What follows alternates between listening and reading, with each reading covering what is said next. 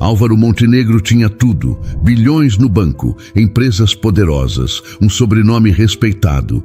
Mas, em uma única noite, tudo mudou. Um acidente, e a culpa esmagando seu peito, como um peso impossível de carregar. Em poucas semanas, o milionário estava dormindo nas ruas, invisível, destruído.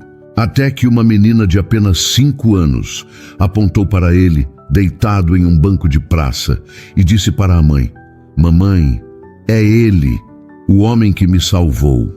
E o que Dulce Soares, uma faxineira que criava 2 gêmeas sozinha, decidiu fazer naquele instante, mudaria a vida de todos para sempre. Nossas histórias têm viajado longe. De onde você está assistindo hoje? Compartilhe com a gente nos comentários. A noite estava escura quando tudo desabou.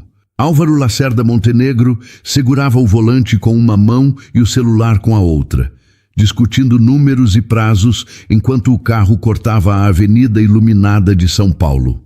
Ao seu lado, Afonso Montenegro observava o filho com aquele olhar de pai que conhece cada defeito e ainda assim ama sem limites. "Álvaro, desliga esse telefone", pediu Afonso pela 3ª vez naquela noite, a voz calma, mas firme. "A empresa não vai acabar se você parar de trabalhar por 1 hora. Só mais 1 minuto, pai." "É sobre o contrato da Zona Leste", respondeu Álvaro, sem tirar os olhos da pista, o fone quase escorregando entre o ombro e a orelha. Afonso suspirou. Conhecia bem aquele comportamento. Álvaro sempre fora assim desde que assumira parte dos negócios da família. Obcecado, incansável, distante de tudo que não fosse planilhas e reuniões. O velho empresário se lembrava de quando o filho era apenas um menino que corria pelo jardim da mansão, rindo alto, sem essa armadura de seriedade que agora carregava. "Você está igual ao seu avô", disse Afonso, tentando arrancar um sorriso. Ele também achava que o mundo parava se ele parasse, mas Álvaro não estava ouvindo.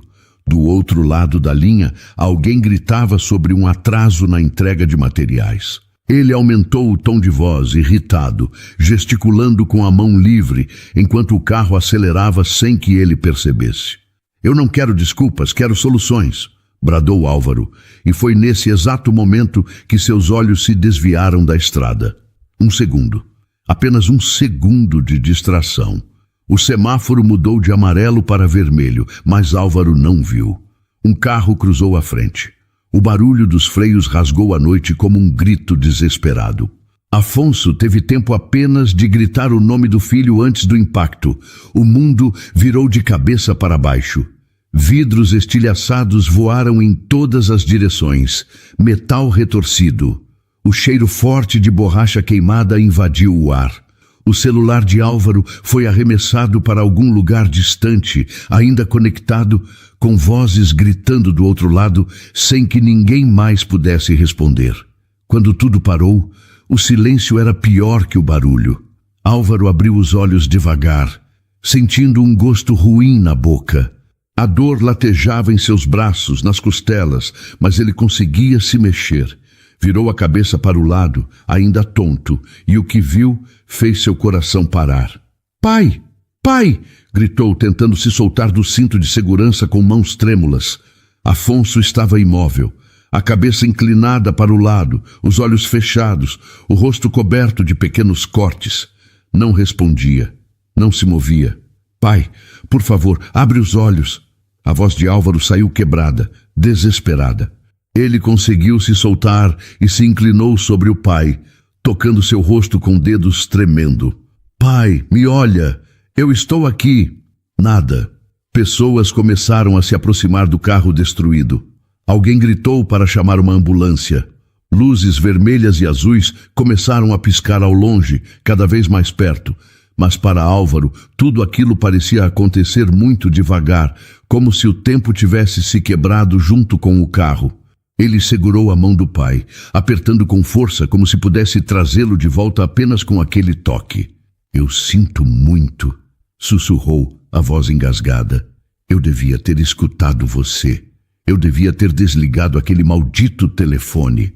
Os paramédicos chegaram rapidamente, afastando Álvaro com firmeza, mas sem brutalidade. Ele assistiu, paralisado, enquanto colocavam uma máscara de oxigênio em Afonso e o retiravam cuidadosamente do veículo. As mãos dos profissionais se moviam rápido, checando sinais vitais, conectando aparelhos. "Ele está vivo?" perguntou Álvaro, a voz saindo mais alta do que pretendia. "Alguém me responde. Ele está vivo?" "Está vivo, mas precisamos levá-lo agora", respondeu uma paramédica de olhar sério, já empurrando a maca para dentro da ambulância. Álvaro tentou subir junto, mas outra equipe o segurou. "Senhor, você também precisa ser examinado." "Eu estou bem. Preciso ir com meu pai." "Você está machucado. Precisa de atendimento." Mas Álvaro não sentia dor. Só culpa. Uma culpa que já começava a crescer dentro do peito como uma planta venenosa, enraizando-se em cada canto de sua alma.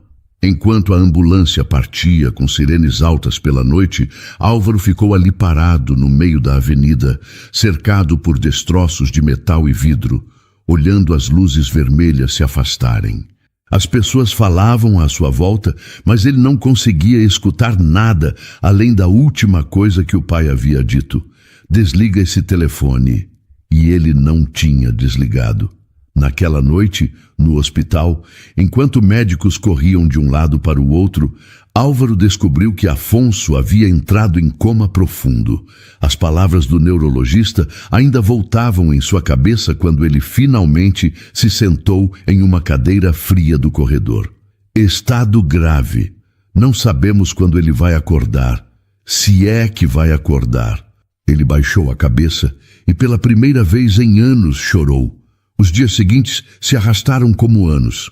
Álvaro não saiu do hospital. Não comia direito, não dormia. Passava horas sentado ao lado da cama do pai, observando aquele rosto tranquilo demais, conectado a tubos e máquinas que apitavam em intervalos regulares. Ele segurava a mão de Afonso e falava baixinho, mesmo sabendo que talvez não fosse ouvido. "Eu lembro quando você me ensinou a andar de bicicleta. Eu caí tantas vezes que você ficou com medo de eu desistir. Mas você não deixou, ficou do meu lado até eu conseguir." Silêncio. Apenas o bip constante dos monitores cardíacos. "Agora sou eu que preciso ficar do seu lado", continuou Álvaro, a voz falhando. "Eu não vou desistir de você, pai. Não vou." A porta do quarto se abriu com um rangido seco. Álvaro nem precisou olhar para saber quem era. Conhecia aqueles passos firmes. Augusto Montenegro entrou no quarto com o terno impecável, os cabelos perfeitamente penteados, o rosto controlado. Ele olhou para o irmão mais novo com uma expressão que Álvaro não conseguiu decifrar completamente. Havia preocupação ali, sim, mas havia algo mais. "Você está aqui desde ontem", disse Augusto cruzando os braços. "Precisa ir para casa, tomar um banho, descansar. Eu não vou deixar ele sozinho. Ele não está sozinho. Tem uma equipe inteira cuidando dele." Álvaro finalmente levantou os olhos e Augusto viu ali algo que nunca tinha visto antes no irmão. Uma fragilidade profunda, quase infantil. "Foi culpa minha, Augusto." "Não foi. Foi sim. Eu estava no telefone. Eu não estava prestando atenção. Eu podia ter evitado tudo isso." Augusto respirou fundo. Parte dele queria consolar o irmão. Mas outra parte, uma parte que ele mesmo não gostava de admitir, sentia uma estranha satisfação ao ver Álvaro daquele jeito. Durante anos, Álvaro fora o favorito, o filho que sempre acertava, o talento natural para negócios, o que recebia os elogios do pai sem precisar se esforçar tanto quanto Augusto. E agora estava ali, destruído. "Você precisa se controlar", disse Augusto, a voz mais fria do que pretendia. "A empresa não pode parar. Temos responsabilidades." "A empresa?" Álvaro olhou para o irmão como se estivesse vendo um estranho. "De nosso pai está em coma e você está falando de empresa? Alguém precisa falar. Alguém precisa manter tudo funcionando enquanto você fica aqui se culpando." O tom frio pegou Álvaro de surpresa. Ele se levantou devagar, as pernas bambas de tanto tempo parado. O que você quer dizer com isso? Augusto desviou o olhar por um instante, mas depois o fixou novamente no irmão, dessa vez com firmeza. Você estava dirigindo, você estava distraído. Isso é fato, Álvaro. Não importa o quanto você queira mudar o passado, o que aconteceu, aconteceu por causa das suas escolhas. As palavras foram dolorosas. Álvaro sentiu o ar faltar. Você acha que eu não sei disso? Você acha que eu não penso nisso a cada segundo? Eu acho que você precisa entender que não pode consertar isso ficando aqui olhando para ele. O que está feito, está feito. Álvaro deu um passo à frente, as mãos fechadas com força. Mas antes que pudesse dizer qualquer coisa, a enfermeira entrou apressada, interrompendo a tensão. Senhores, por favor, mantenham o tom baixo. Este é um ambiente hospitalar. Os dois se afastaram, respirando pesado. Augusto ajeitou o terno e se virou para sair. Eu vou assumir as reuniões desta semana, disse sem olhar para trás. Você não está em condições de tomar decisões importantes agora. E saiu, deixando Álvaro sozinho novamente. Mas as palavras ficaram. Elas grudaram em sua mente como cicatrizes invisíveis. Augusto estava certo. Ele tinha causado aquilo. Ele era o responsável. E talvez, só talvez, ele realmente não merecesse estar à frente de nada. Nos dias seguintes, Augusto começou a se mover com eficiência nos bastidores da empresa. Reuniões eram marcadas sem consultar Álvaro. Decisões eram tomadas apenas com a assinatura de Augusto. E quando alguém perguntava por Álvaro, a resposta era sempre a mesma, dita com um tom de falsa preocupação. Meu irmão está passando por um momento difícil. Precisamos dar espaço para ele se recuperar. Mas o que Augusto realmente estava fazendo era construindo uma narrativa. Uma narrativa em que Álvaro era instável, emocionalmente comprometido, incapaz de liderar. E quanto mais Álvaro se afundava na culpa, mais fácil ficava para Augusto tomar controle. Uma semana depois do acidente, Álvaro finalmente saiu do hospital por algumas horas.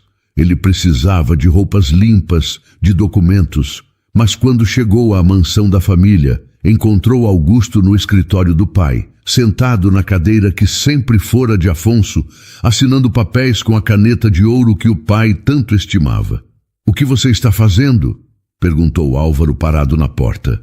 Augusto levantou os olhos, calmo, mantendo tudo funcionando, como sempre fiz. Essa não é sua cadeira.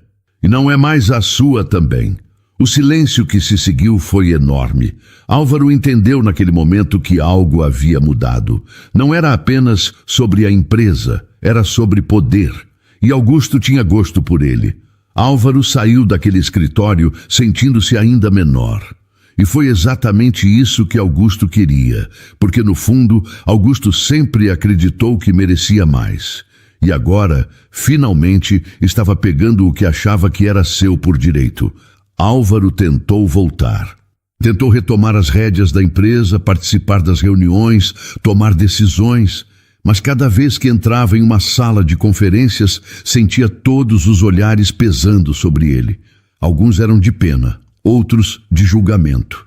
E ele não conseguia suportar nenhum nem outro. Durante uma reunião com investidores, ele travou no meio de uma apresentação. As palavras simplesmente não saíam. Ele olhou para os slides na tela, para as pessoas esperando, e tudo pareceu desconectar. Augusto, sentado ao lado, assumiu a fala com tranquilidade, como se aquilo fosse natural. Desculpem, meu irmão. Ele ainda está se recuperando do acidente. Os investidores concordaram, compreensivos. Mas Álvaro viu a verdade por trás daqueles olhares. Eles achavam que ele estava quebrado, fraco, incapaz. E talvez estivessem certos. Naquela noite, Álvaro tomou uma decisão. Ele se afastaria voluntariamente. Não merecia estar ali. Não merecia comandar nada enquanto o pai estava em uma cama de hospital, por culpa dele. Escreveu um e-mail simples, renunciando temporariamente às suas funções executivas. Enviou sem avisar ninguém. E saiu da mansão, antes que alguém pudesse detê-lo. Mas o destino reservava mais um golpe. Enquanto caminhava pelas ruas do centro de São Paulo, perdido em pensamentos, Álvaro nem percebeu os dois homens se aproximando por trás. Quando sentiu a mão agarrando seu braço, já era tarde. Passa tudo. Rápido! Ordenou um deles, a voz baixa, mas ameaçadora. Álvaro nem reagiu. Entregou a carteira, o celular, o relógio. Tudo. Os homens fugiram correndo, deixando-o ali parado na calçada, vazio. E em vez de ir até uma delegacia, em vez de pedir ajuda, Álvaro simplesmente continuou andando, sem documentos, sem dinheiro, sem nada. Ele andou por horas. A noite caiu e ele continuou andando. Suas pernas doíam, mas ele não parava. Parecia que, se parasse, teria que encarar a realidade do que sua vida havia se tornado. Quando finalmente sentou em um banco de praça, já era madrugada. O frio da noite entrava através da camisa social rasgada. Álvaro olhou ao redor e viu outros homens dormindo em papelões, cobertos com jornais velhos, e pensou, eu mereço estar aqui. Nos dias seguintes, a queda foi rápida. Álvaro não procurou ninguém. Não ligou para Augusto, não voltou para casa. A vergonha era grande demais. A culpa era grande demais. Ele se convenceu de que aquilo era uma forma de pagar pelo que tinha feito, uma autopunição silenciosa. Ele dormia em bancos de praça, em marquises de lojas fechadas. Comia restos quando conseguia. Algumas pessoas ofereciam moedas, e ele aceitava sem dizer nada, o orgulho já completamente destruído.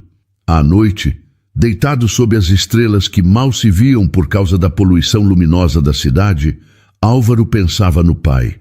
Será que Afonso ainda estava vivo? Será que tinha acordado? Ou pior, será que tinha piorado? Ele não tinha coragem de voltar para descobrir. Uma semana se passou. Depois, 2. Álvaro perdeu a conta dos dias. Seu rosto estava coberto por uma barba crescida e irregular. As roupas, antes impecáveis, agora estavam sujas e rasgadas. As mãos, que já assinaram contratos milionários, estavam calejadas e sujas. Ele se tornou invisível. Apenas mais um entre tantos que a cidade havia esquecido. E talvez fosse isso que ele queria, desaparecer. Deixar de existir como Álvaro Montenegro, o herdeiro, o empresário, o filho que destruiu tudo. Mas a vida tinha outros planos. Porque em uma tarde de sol quente, enquanto Álvaro descansava perto de um bairro residencial da periferia, tentando encontrar sombra debaixo de uma árvore, ele ouviu um grito de criança. Álvaro levantou a cabeça, ainda meio tonto de cansaço e fome. A poucos metros dali, uma menina pequena, de no máximo 5 anos, estava parada na calçada, congelada de medo. Um cachorro de rua, grande e agressivo, avançava na direção dela rosnando, os dentes à mostra. A menina não conseguia se mexer, só conseguia gritar. E Álvaro, sem pensar, agiu. Ele correu. Suas pernas fracas ganharam força de algum lugar desconhecido. Colocou-se entre a criança e o animal, abrindo os braços e gritando para afastar o cachorro. Sai! Vai embora! O cachorro hesitou, rosnando mais alto. Álvaro não recuou. Pegou um pedaço de madeira que estava no chão e bateu no asfalto, fazendo barulho. O animal finalmente desistiu e correu para longe, desaparecendo entre as casas. Álvaro se virou para a menina, que ainda estava tremendo. Ele se ajoelhou devagar para não assustá-la mais. Ei, está tudo bem agora, disse, a voz rouca de tanto tempo sem falar direito. Ele foi embora. Você está segura. A menina olhou para ele com olhos grandes e assustados. Tinha lágrimas escorrendo pelo rosto. Você está machucada? Perguntou Álvaro, checando se havia algum ferimento. Ela balançou a cabeça, ainda sem conseguir falar. Nem todo cachorro é mau, tá? Esse estava com medo também, mas ele já foi. Não vai voltar. A menina finalmente conseguiu soltar a voz, ainda trêmula. Obrigada. Álvaro sentiu algo estranho no peito. Algo que não sentia há muito tempo. Uma pontinha de propósito, de utilidade. De nada, pequena. Agora vai para casa, está bem? E fica longe de cachorros que você não conhece. Ela concordou e correu de volta para dentro do quintal de uma casa simples. Álvaro a viu entrar e fechar o portão. Então ele se levantou, as pernas tremendo novamente, e voltou para debaixo da árvore. Não fazia ideia de que aquele momento mudaria tudo.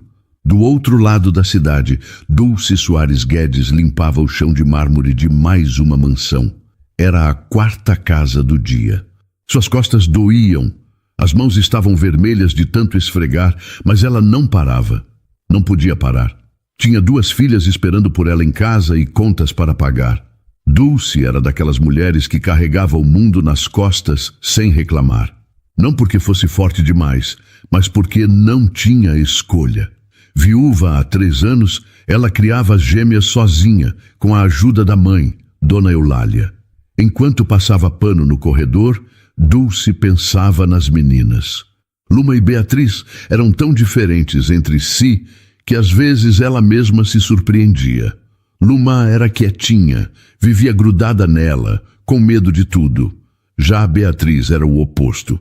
Falava sem parar, não tinha medo de nada. Vivia inventando aventuras. Dulce, você pode limpar a sala novamente? Acho que ficou um pouco de pó nos móveis, pediu a dona da casa, uma mulher de meia idade, vestida com roupas caras demais para ficar em casa. Claro, senhora. Já vou lá. Dulce não discutia. Nunca discutia. Mas por dentro sentia o cansaço bater mais forte. Ela já tinha limpado aquela sala 2 vezes. Mas precisava do dinheiro.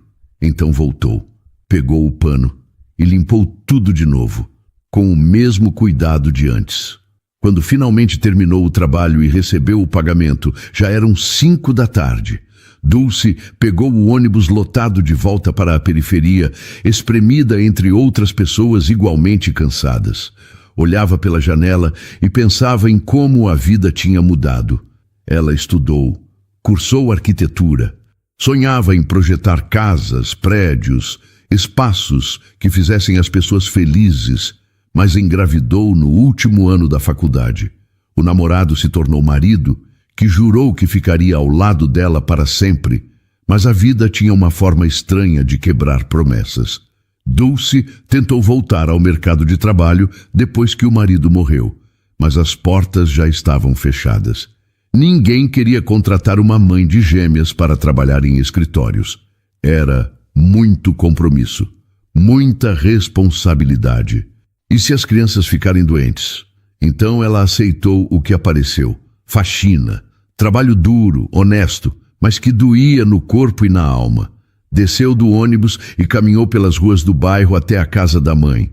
Era uma casinha simples, com um pequeno quintal nos fundos onde as meninas adoravam brincar. Bateu na porta e Dona Eulália abriu com um sorriso cansado, mas afetuoso. Oi, mãe. Oi, filha. Entra. As meninas estão no quintal. Dulce entrou e largou a bolsa pesada no sofá. Antes que pudesse tirar os sapatos, ouviu a voz animada de Beatriz gritando lá de fora. Mamãe! Mamãe chegou! E então as 2 apareceram correndo. Beatriz veio primeiro, como sempre, pulando no colo de Dulce com tanta força que quase a derrubou. Luma veio logo atrás, mais devagar, mas com o mesmo brilho nos olhos. Oi, meus amores, senti saudade de vocês. Eu também, gritou Beatriz. Vó deixou a gente brincar de casinha. E você, Lu, como foi o dia? Luma ficou quieta por um instante, olhando para a mãe com aqueles olhos grandes e sérios. Um cachorro veio para cima de mim hoje. O coração de Dulce parou. O quê? Você está bem? Te machucou? Não, mamãe, um moço salvou ela, explicou Beatriz, pulando de empolgação. Ele era um herói. Dulce olhou para a mãe, que estava parada na porta da cozinha. Mãe, o que aconteceu? Dona Eulália se aproximou, limpando as mãos no avental. Foi hoje de tarde. A Luma saiu do quintal sem eu ver. Um cachorro de rua foi para cima dela, mas apareceu um homem que espantou o bicho. Quando cheguei, ele já estava acalmando a menina. Quem era esse homem? Não sei, filha. Nunca vi ele por aqui. Estava com roupas velhas, barba grande, parecia estar passando necessidade, mas foi gentil com a Luma. Ficou com ela até ter certeza de que estava bem. Dulce abraçou as duas filhas com força, sentindo um alívio enorme, misturado com medo do que poderia ter acontecido. Ele disse que nem todo cachorro é mau, contou Luma baixinho, e que o cachorro estava com medo também. Dulce sorriu, emocionada. Quem quer que fosse aquele homem, ele tinha sido gentil com sua filha, e isso significava muito. A gente tem que agradecer a ele se ver de novo, disse Dulce, acariciando o cabelo de Luma. Ele salvou a Luma, mãe. Ele é um herói, repetiu Beatriz, séria pela primeira vez no dia. Dulce olhou para as duas meninas e sentiu o peito apertar. Elas eram tudo para ela, e pensar que algo poderia ter acontecido. Mas não aconteceu, graças a um estranho que apareceu no momento certo. Naquela noite, depois de dar banho nas meninas, fazer o jantar e colocá-las para dormir, Dulce sentou ao lado da cama e observou as duas dormindo. Luma estava enrolada no cobertor, o rosto tranquilo. Beatriz dormia de boca aberta, um braço jogado para fora da cama. Dulce pensou no homem que havia salvado Luma. Quem seria ele? Por que estava nas ruas? Será que tinha família?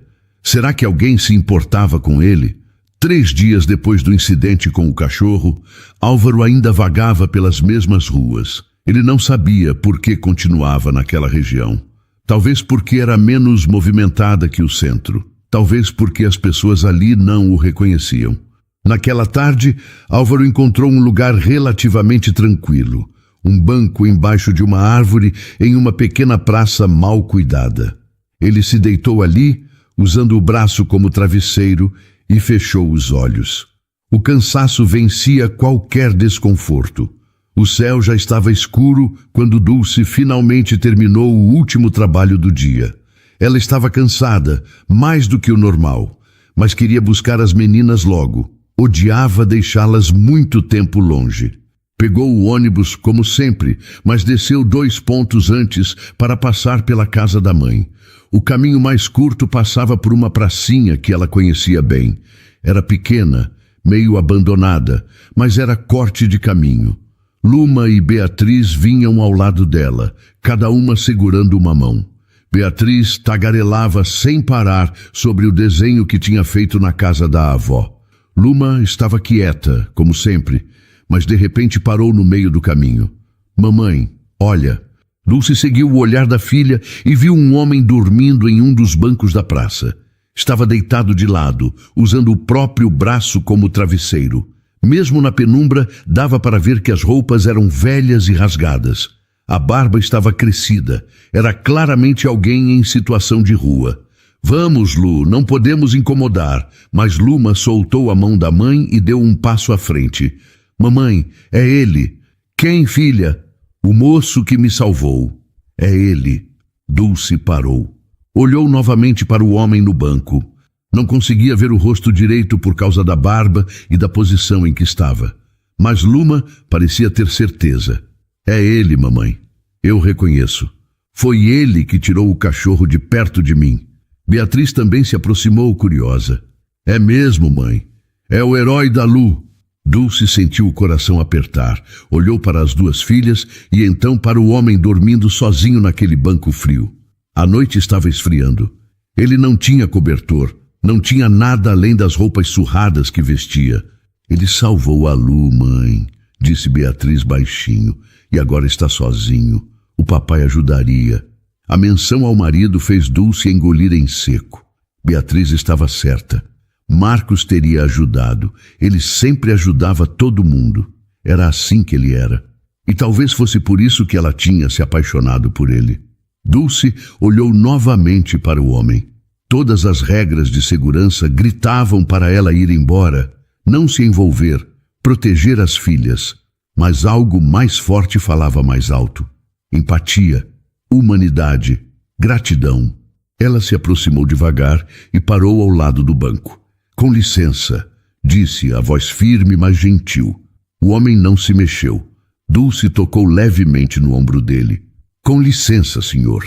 Dessa vez, Ele acordou assustado, sentando-se rápido demais e quase caindo do banco. Olhou ao redor, desorientado, até que seu olhar encontrou Dulce e as duas meninas. Desculpe incomodar, disse Dulce. Minha filha disse que você foi quem ajudou ela há alguns dias, quando teve um problema com um cachorro. Álvaro piscou várias vezes tentando processar. Reconheceu a menina imediatamente e então olhou para a mulher.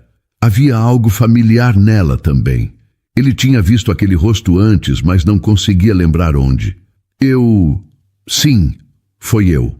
Eu sou a mãe dela e queria agradecer. Não precisa, eu só fiz o que qualquer pessoa faria. Mas você fez, e isso importa. Dulce fez uma pausa, escolhendo bem as palavras. O senhor está bem?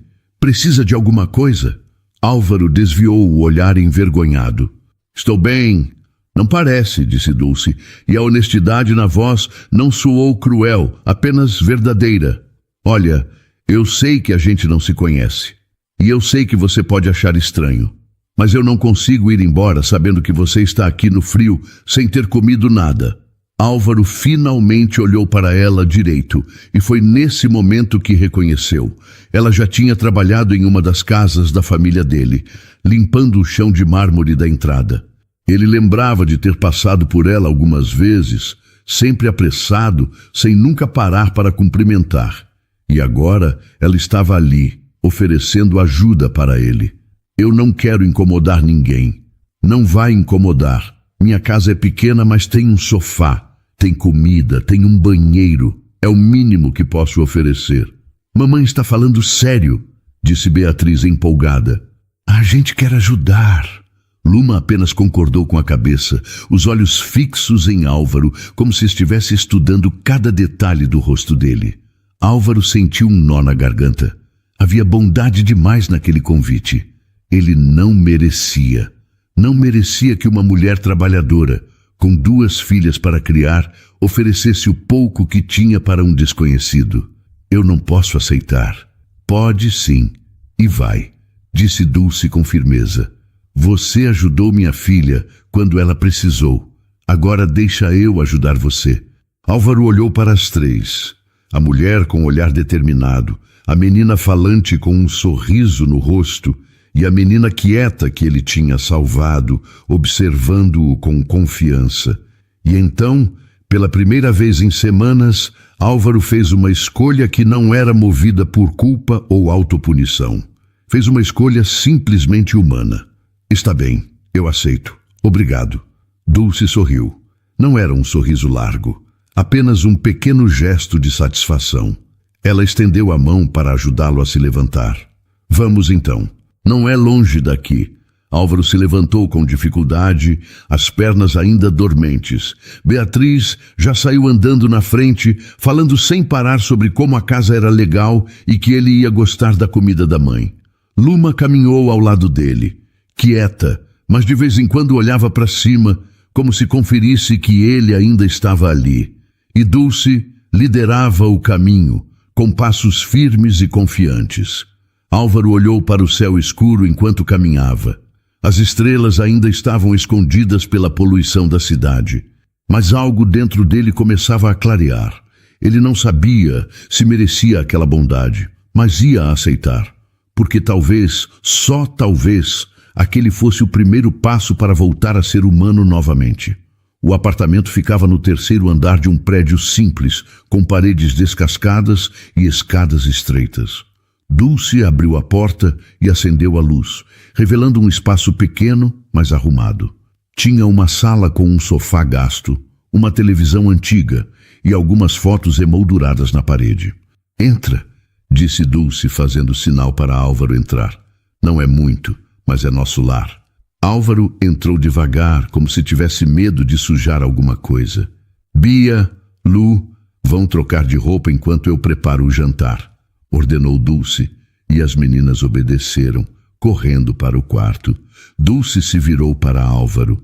O banheiro é ali, tem toalha limpa no armário, e eu vou deixar umas roupas do meu marido na porta. Ele era mais ou menos do seu tamanho. Álvaro sentiu um aperto no peito ao ouvir era. Ele faleceu há 3 anos, explicou Dulce, como se tivesse lido a pergunta nos olhos dele. Acidente de moto. Sinto muito. Obrigada, agora vai. Toma um banho quente. Você precisa. Álvaro entrou no banheiro pequeno, mas limpo. Fechou a porta e ficou parado por um instante, olhando para o próprio reflexo no espelho embaçado. Quase não se reconheceu. A barba estava comprida e irregular. O rosto estava mais magro. Os olhos pareciam vazios. Ele ligou o chuveiro e entrou debaixo da água quente. A sensação era quase dolorosa depois de tanto tempo. A sujeira escorria pelo ralo, levando consigo semanas de rua. Ele esfregou a pele com força, como se pudesse apagar tudo o que tinha acontecido. Quando saiu, encontrou as roupas dobradas na porta. Uma calça de moletom, uma camiseta simples, cheiravam a amaciante. Ele vestiu tudo devagar, sentindo o tecido limpo contra a pele. Quando voltou para a sala, Dulce já estava na cozinha preparando o jantar. As meninas estavam sentadas no sofá, assistindo desenho animado. Senta aí com elas, disse Dulce, apontando para o sofá. Já está quase pronto. Álvaro sentou no canto do sofá, mantendo distância das meninas. Mas Beatriz não ligou para isso. Ela se aproximou e começou a conversar. Qual é o seu nome? Álvaro. Eu sou Beatriz, mas todo mundo me chama de Bia. E essa aqui é a Luma, mas a gente chama de Lu. Luma acenou com a mão, ainda tímida. Você tem filhos? Perguntou Bia, curiosa. Não tenho. E esposa? Também não. Então você mora sozinho? Álvaro hesitou. Eu morava. Agora eu não moro em lugar nenhum. Bia ficou quieta por um momento, processando. Por quê? Bia, não enche ele de perguntas, repreendeu Dulce da cozinha. Mas eu só quero saber. Álvaro surpreendeu a si mesmo ao sorrir. Era um sorriso pequeno, quase imperceptível, mas estava lá. Tudo bem, eu posso responder. Ele olhou para a menina. Eu perdi algumas coisas importantes e depois disso achei que não merecia mais ter uma casa. Todo mundo merece ter uma casa, disse Luma baixinho, e foi a primeira vez que ela falou desde que chegaram. As palavras da menina atingiram Álvaro de um jeito que ele não esperava. Ele engoliu em seco e apenas concordou. Talvez você esteja certa. O jantar foi simples. Arroz, feijão, ovo frito e salada. Mas para Álvaro, que há semanas comia apenas restos, era um banquete. Ele comeu devagar, saboreando cada garfada, tentando não mostrar o quanto estava faminto.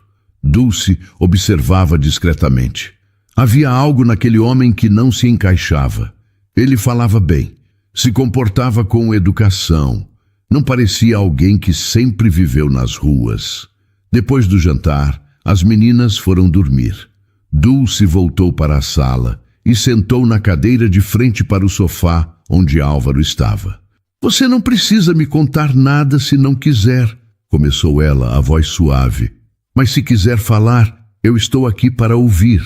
Álvaro ficou em silêncio por um longo tempo. Parte dele queria continuar guardando tudo, mas outra parte, uma parte cansada de carregar tanto peso sozinho, queria colocar tudo para fora. Eu causei um acidente, começou ele, a voz trêmula. Estava dirigindo, distraído, e bati o carro. Meu pai estava comigo. Ele entrou em coma. Dulce não disse nada, apenas ouviu. Depois disso, tudo desmoronou. Meu irmão me culpou, eu me culpei. Achei que não merecia mais nada, então me afastei de tudo. Fui roubado, perdi documentos, dinheiro, tudo, e acabei nas ruas. E você achou que ficar lá era uma punição justa? Álvaro olhou para ela, surpreso com a precisão da pergunta. Sim, mas não é, disse Dulce com firmeza. Errar não apaga quem você é, e fugir não cura ninguém. Eu destruí a vida do meu pai, por causa da minha negligência. Foi um acidente. Você não quis machucar ele, mas eu podia ter evitado se eu tivesse desligado aquele telefone, se eu tivesse prestado atenção. Sim, interrompeu Dulce. A vida inteira a gente pode ficar pensando nos sis, Mas isso não muda o que aconteceu. O que você pode fazer agora é diferente. O que eu posso fazer? Você pode voltar, pode enfrentar, pode pedir perdão ao seu pai, mesmo que ele não esteja acordado para ouvir. Pode fazer melhor daqui para frente. Álvaro sentiu as lágrimas virem. Tentou segurar, mas não conseguiu. Elas escorreram pelo rosto sem controle. Eu tenho tanto medo, admitiu ele. Medo de que ele não acorde. Medo de que ele me odeie quando acordar. Medo de que eu não consiga ser melhor. Dulce se levantou e sentou ao lado dele no sofá. Colocou a mão no ombro dele, firme, mas gentil. Medo todo mundo tem, mas coragem não é não ter medo. É fazer o que precisa ser feito, mesmo tendo medo. Álvaro olhou para ela através das lágrimas. Como você é tão forte. Dulce riu baixo. Eu não sou forte. Eu só aprendi que a vida não dá escolha. Ou você levanta e continua, ou você fica para trás. E eu tenho 2 meninas que dependem de mim. Então eu levanto. Todo dia. Eles ficaram ali sentados em silêncio por um tempo. Finalmente, Dulce se levantou. Você dorme no sofá hoje. Amanhã a gente conversa mais. Mas por agora descansa. Você precisa. Obrigado, disse Álvaro. E dessa vez não era apenas agradecimento pela comida ou pelo teto. Era agradecimento por ser tratado como humano novamente. Dulce sorriu e foi para o quarto. Álvaro deitou no sofá, puxando o cobertor que ela tinha deixado ali. Era simples, mas era quente. E pela primeira vez em semanas, ele dormiu de verdade, sem culpa sufocando, sem frio cortando. Apenas descansou. Álvaro acordou com o cheiro de café. Por um instante, confuso, não soube onde estava. Então lembrou. O apartamento, Dulce, as meninas. Sentou-se no sofá e esfregou o rosto. Pela primeira vez em semanas, não sentia aquele peso esmagador no peito. Ainda estava lá, mas era mais leve, suportável. Dulce apareceu da cozinha segurando uma caneca. Bom dia. Dormiu bem? Melhor do que em muito tempo, respondeu Álvaro, aceitando o café. Obrigado. Por tudo. Não precisa agradecer, mas precisa fazer uma coisa por mim. O quê? Precisa ir ao hospital. Álvaro sentiu o estômago revirar. Eu não sei se consigo. Você consegue e precisa, disse Dulce sentando ao lado dele. Seu pai está lá e você precisa estar com ele. Nem que seja só para segurar a mão dele e dizer que você está ali. E se ele não acordar? E se for tarde demais? E se ele acordar e você não estiver lá? Respondeu Dulce. Você vai se arrepender para sempre. Álvaro sabia que ela estava certa. Sabia desde o começo, mas ouvir aquilo de outra pessoa dava força. Eu vou, hoje mesmo. Dulce sorriu. Ótimo. E depois você volta aqui e me conta como foi. Álvaro olhou para ela confuso. Você quer que eu volte? Claro. Onde mais você ia ficar? Mas você mal me conhece. Eu posso ser qualquer pessoa. Você não é qualquer pessoa. Você é alguém que salvou minha filha. E isso me diz tudo o que preciso saber. Algumas horas depois, Álvaro estava parado em frente ao hospital. Suas mãos tremiam. Ele quase desistiu 3 vezes antes de finalmente entrar. Subiu até o andar onde ficava a UTI. Tudo era familiar demais. As paredes brancas, o cheiro de desinfetante, o som dos monitores apitando em ritmo constante. Mas antes que pudesse chegar ao quarto do pai, alguém bloqueou seu caminho. Augusto. O que você está fazendo aqui? Perguntou o irmão mais velho, a voz baixa, mas cheia de raiva contida. Vim ver nosso pai. Depois de semanas desaparecido, depois de abandonar tudo, eu não abandonei. Eu só precisei de tempo. Tempo? Augusto deu um passo à frente. Você destruiu tudo, Álvaro. O pai está em coma por sua culpa. A empresa quase desmoronou porque você sumiu. E agora você volta aqui como se nada tivesse acontecido? Eu sei que errei. Eu sei que a culpa é minha, mas eu preciso vê-lo. Não, você não vai entrar lá. Você não pode me impedir. Posso sim, eu tenho procuração. Eu estou no comando agora. e eu decido quem entra e quem não entra naquele quarto. Álvaro sentiu a raiva subir, mas também sentiu algo mais, uma clareza que não tinha antes. Você pode ter procuração, pode ter controle da empresa, pode ter tudo que sempre quis, mas ele ainda é meu pai, e eu vou vê-lo. Não vai. Augusto, por favor. A voz de Álvaro saiu mais suave. Eu sei que você está com raiva. Eu sei que você acha que eu não mereço estar aqui. E talvez você esteja certo. Mas ele é nosso pai. E se algo acontecer com ele, eu não vou conseguir viver com isso. Você também não. Augusto ficou em silêncio. Álvaro viu algo passar pelo rosto do irmão. Dor, medo, exaustão. Ele não está bem, disse Augusto finalmente, a voz falhando. Então deixa eu ficar com ele, pelo tempo que for. Não vou atrapalhar, não vou causar problemas. Só quero estar lá. Augusto olhou para o irmão por um longo momento. Então suspirou e saiu do caminho. 5 minutos. Obrigado. Álvaro entrou no quarto e sentiu o ar faltar. Lá estava Afonso, deitado na cama, conectado a diversos aparelhos. Parecia menor do que Álvaro lembrava, mais frágil.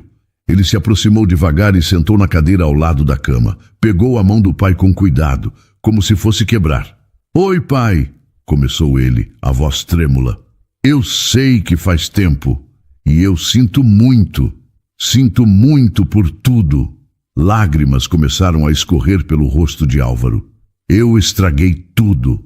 Eu estava tão obcecado com o trabalho que esqueci do que realmente importava. E agora você está aqui por minha culpa. Ele apertou a mão do pai com mais força. Mas eu estou aqui agora. E não vou embora. Não importa quanto tempo demore. Eu vou ficar.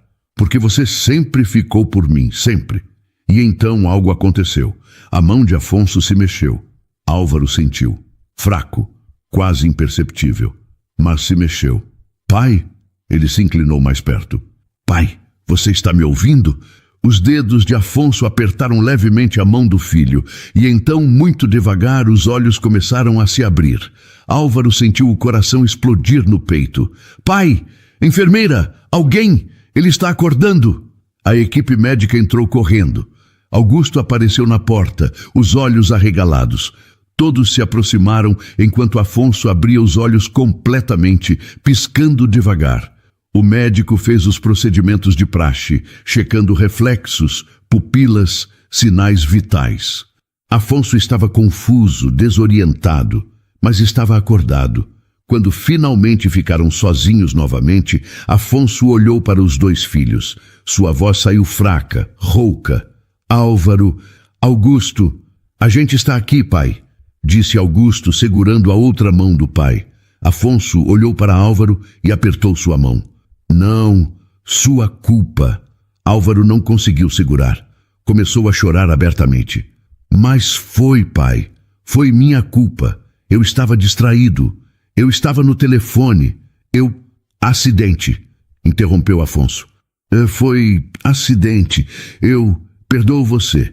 E então ele olhou para Augusto também. Perdoo vocês 2. Augusto ficou confuso. Por que eu, pai? Porque vocês brigaram. Sei que brigaram. Mas são irmãos, família. Os 2 filhos se olharam. E naquele momento toda a raiva que Augusto carregava começou a derreter. Ele viu o irmão destruído, viu o pai acordado e entendeu que quase tinha perdido tudo por orgulho. Eu sinto muito, disse Augusto, olhando para Álvaro. Por tudo que eu disse, por como eu agi. Eu também sinto, respondeu Álvaro. Afonso sorriu levemente e apertou as mãos dos 2 filhos. Família, repetiu ele, é o que importa.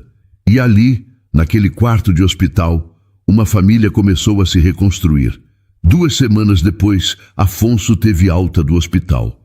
Ainda fraco, mas estável.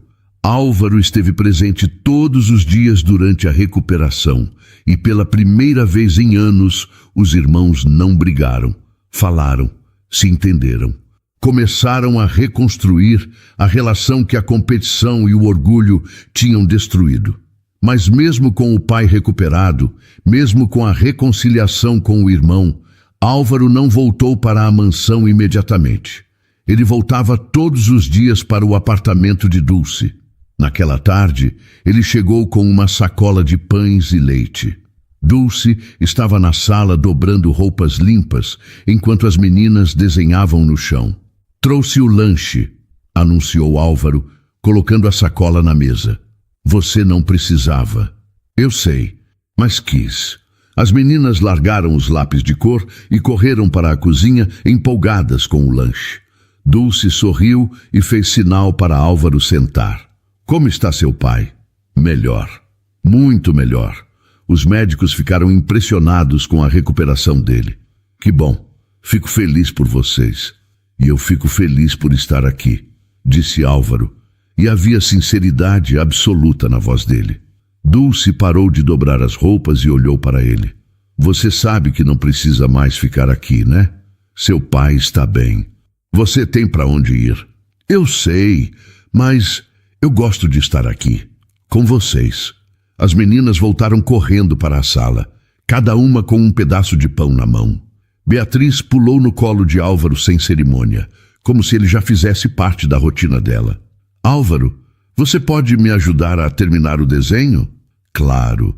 Enquanto ele desenhava com Beatriz, Luma se aproximou timidamente. Álvaro? Sim, Lu. Você vai embora? A pergunta pegou ele de surpresa. Ele olhou para a menina e viu preocupação genuína nos olhos dela. Por que você está perguntando isso? Porque todo mundo vai embora. Dulce sentiu o coração apertar. Sabia que Luma se referia ao pai. Mesmo depois de 3 anos, a ausência ainda doía. Álvaro se abaixou para ficar na altura de Luma. Eu não vou embora para sempre. Talvez eu precise voltar para minha casa, mas vou continuar vindo aqui, todo dia, se vocês quiserem. Promete? Prometo. Luma sorriu. Era um sorriso pequeno, mas era real, e isso bastava. Mais tarde, depois que as meninas foram dormir, Dulce e Álvaro ficaram conversando na sala.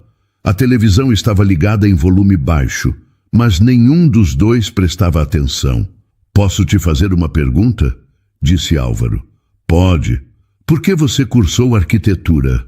Dulce sorriu, mas era um sorriso triste. Porque eu sempre amei construir coisas.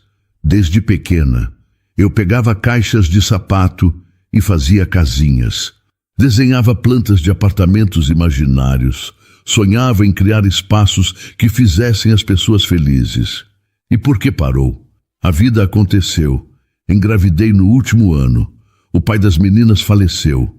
Não consegui concluir o curso. E depois, ninguém quis me contratar. Então fui fazer o que apareceu. Mas você não desistiu do sonho? Não dá para desistir de algo que está dentro de você. Eu só coloquei em espera. Álvaro ficou pensativo por um momento. Então tomou uma decisão. E se eu te oferecer uma oportunidade? Dulce olhou para ele confusa. Que tipo de oportunidade? A empresa da minha família tem um projeto social. Construção de moradias populares, reformas em escolas públicas, esse tipo de coisa. A gente precisa de arquitetos. E eu gostaria que você participasse. Dulce deu um sorriso triste. Álvaro, eu não terminei a faculdade. Eu não tenho diploma. Mas você tem conhecimento. E você tem paixão. O resto a gente resolve. Você pode terminar o curso com bolsa da empresa. E enquanto isso, pode trabalhar como assistente, aprendendo na prática. Dulce ficou em silêncio, processando. Parecia bom demais para ser verdade. Por que você está fazendo isso? Porque você me salvou, me tirou das ruas, me deu comida, abrigo e, mais importante, me deu esperança de novo. Deixa eu fazer o mesmo por você. Mas eu não preciso de caridade. Não é caridade. É oportunidade. Você merece isso. E mais. Dulce sentiu os olhos marejarem. Fazia tanto tempo que alguém acreditava nela. Tanto tempo que alguém via além da faxineira. Eu vou pensar. Pensa, mas pensa sério. Algumas semanas depois, Dulce aceitou. Começou devagar, trabalhando meio período enquanto ainda fazia faxinas para garantir a renda, mas aos poucos foi se envolvendo mais. redescobrindo a paixão que tinha guardado por tanto tempo, e Álvaro estava lá, todos os dias. Não apenas como o homem que ofereceu a oportunidade, mas como alguém que realmente se importava. Ele ajudava as meninas com a lição de casa, levava pipoca nos finais de semana para assistir filme, consertava coisas que quebravam no apartamento.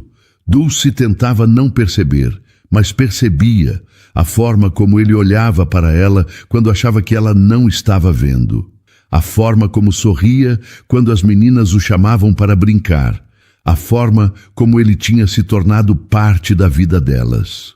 E ela também estava se sentindo diferente. Algo crescia ali, devagar, como plantas crescem, sem pressa, mas com certeza. Uma tarde, Álvaro apareceu com uma caixa nas mãos e um sorriso misterioso. Tenho uma surpresa para vocês.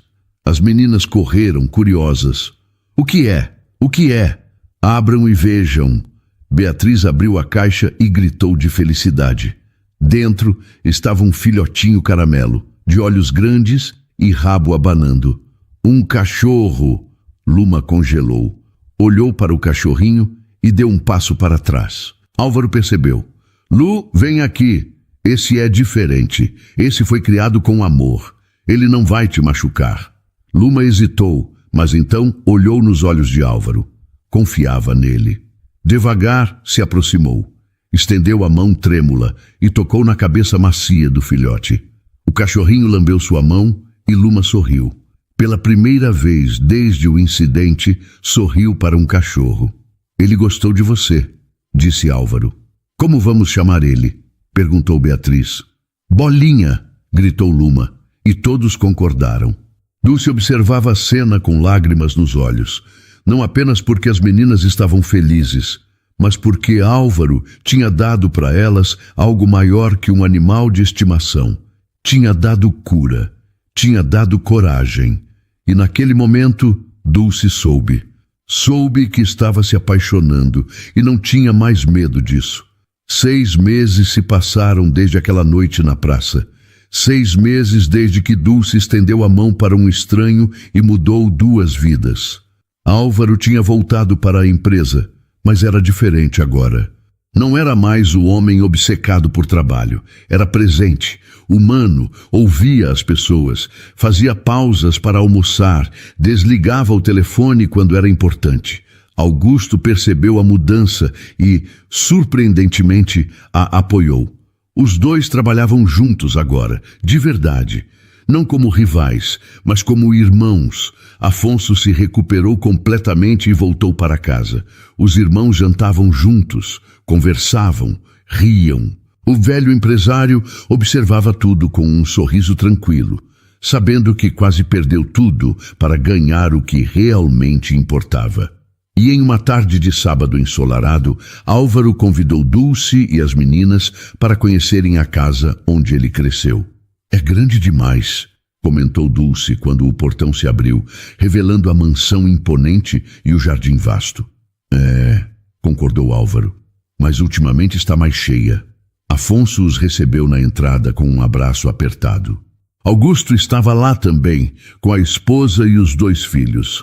Pela primeira vez, as 2 famílias se encontraram. As crianças correram para brincar no jardim. Bolinha, que tinha crescido, mas continuava do tamanho perfeito para abraçar, corria atrás delas, latindo alegre. Dulce se sentou ao lado de Álvaro no terraço, observando a cena. Afonso e Augusto conversavam próximos, rindo de alguma piada interna. Você reconstruiu tudo, disse Dulce baixinho. Não sozinho. Você me ajudou. Você se ajudou. Eu só te dei um empurrão. Álvaro pegou a mão dela, entrelaçando os dedos. Dulce não puxou a mão, apenas apertou de volta. Eu nunca vou conseguir te agradecer o suficiente. Então para de tentar, disse Dulce, virando-se para olhá-lo. Você já me deu oportunidade, já deu alegria para minhas filhas, já deu esperança para mim. A gente está quites. Não estamos, disse Álvaro, e havia algo diferente na voz dele. Algo mais profundo, porque você me deu muito mais que isso. Você me deu uma razão para acordar todo dia, Você me deu uma família. Dulce sentiu o coração acelerar. Álvaro, eu sei que é cedo. Eu sei que a gente ainda está conhecendo um ao outro de verdade. Mas eu sei o que sinto. E o que eu sinto é que você e as meninas são a melhor coisa que já me aconteceu. Dulce sorriu, os olhos marejados. Você também é a melhor coisa que aconteceu para a gente. Então a gente pode continuar? Devagar, no nosso tempo, mas continuar? Sim, a gente pode. Álvaro sorriu. Era um sorriso verdadeiro, completo. Ele se inclinou e beijou a testa de Dulce com carinho. Luma e Beatriz apareceram correndo, seguidas por Bolinha. Mãe! Mãe! Olha quanto espaço tem aqui! Dá para correr para todo lado! Gritou Beatriz empolgada. E tem uma piscina! A gente pode nadar? Perguntou Luma. Hoje não, amor. A gente não trouxe roupa de banho, respondeu Dulce. Mas podem vir outro dia, disse Álvaro. Podem vir sempre que quiserem. As meninas gritaram de felicidade e voltaram correndo para brincar. Afonso se aproximou, sorrindo para o filho. Posso falar com você um instante? Álvaro se levantou e os dois caminharam até o outro lado do jardim. Afonso olhou para o filho com orgulho. Você mudou, Álvaro, e mudou para melhor. Foi preciso cair para aprender a levantar direito. Não, foi preciso encontrar pessoas certas para te mostrar que valia a pena levantar. Álvaro olhou de volta para onde Dulce estava, conversando com a cunhada. As meninas brincavam felizes no gramado. Bolinha latia e pulava. Ela é especial, pai. Eu sei. Por isso não deixa ela ir embora. Não vou. Afonso colocou a mão no ombro do filho. Família não é poder, filho. Não é dinheiro, não é sucesso. Família é presença, é estar lá nos momentos bons e ruins, é segurar a mão quando está difícil, é rir junto quando está fácil. Eu entendo isso agora. Eu quase precisei morrer para você entender, brincou Afonso e os dois riram. Não foi engraçado na época, mas ensinou. E valeu. Eles voltaram para o grupo. A tarde avançou entre conversas, risadas e brincadeiras. Quando o sol começou a se pôr, todos se sentaram no jardim. Álvaro olhou ao redor. Seu pai, saudável e feliz. Seu irmão, reconciliado e presente. Dulce, a mulher que o salvou. Luma e Beatriz, as meninas que o ensinaram a ver beleza novamente. Bolinha, o símbolo da superação. E entendeu, finalmente entendeu, que aquele era o verdadeiro sucesso. Não estava nos contratos milionários. Não estava nos prédios que construiu. Não estava no sobrenome que carregava. Estava ali, naquele jardim, com aquelas pessoas. Estava na presença, na escolha de estar junto, na decisão de amar e ser amado. Álvaro pegou a mão de Dulce novamente. Ela encostou a cabeça no ombro dele. As meninas corriam perseguindo Bolinha. Afonso e Augusto conversavam sobre o futuro da empresa com leveza. E pela primeira vez em muito tempo, Álvaro se sentiu completo. Não porque tinha tudo, mas porque tinha o que importava. Família, amor, presença. E isso ele finalmente entendeu. Era mais valioso que qualquer fortuna do mundo. O sol se pôs completamente. As estrelas começaram a aparecer uma a uma. E ali, naquele jardim, uma nova família se formava. Não de sangue, mas de escolha. E essas, muitas vezes, são as mais fortes.